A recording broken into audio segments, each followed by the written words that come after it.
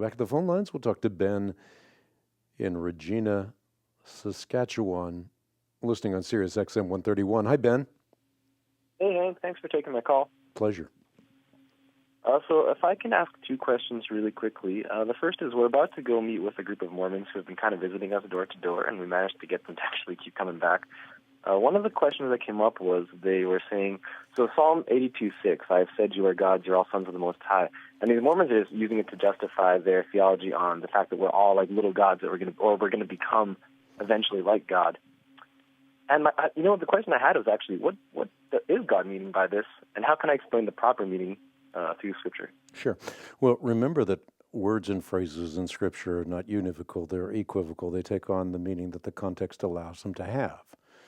So there are passages in Scriptures that let us know that Satan is the god of this world, but that does not mean that Satan, who is by nature an angel, has the nature of God. So ontologically, they are distinct beings. Many other examples could be given, but in this particular example, you have God residing in the great assembly, and he gives judgment among the gods. Now, one of the things that you recognize in the context of this passage is that the gods are said to die like mere men. So while it is true in a Christian worldview that we can become by grace what God is by nature, that we can become partakers of the divine nature, participants in the divine nature, we never ontologically become God.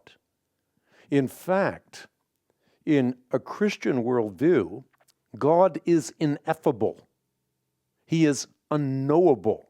Now, he's eminent in his graces and in the person and work of Jesus Christ, but even in eternity, we will never fully comprehend God.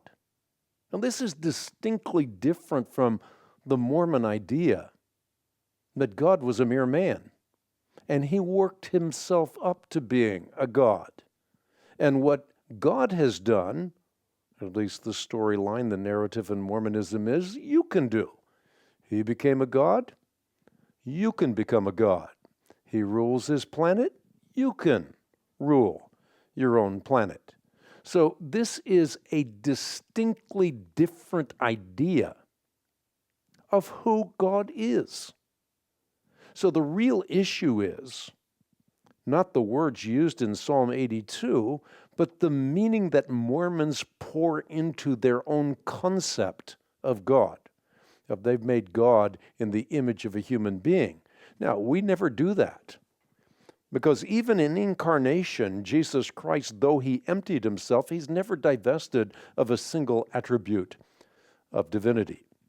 So the Mormon concept of God, the Mormon concept of Jesus Christ is very, very different than the biblical concept. By the way, Mormons say Jesus Christ is the mere spirit brother of Lucifer. We say he's the one who spoke and the universe leapt into existence.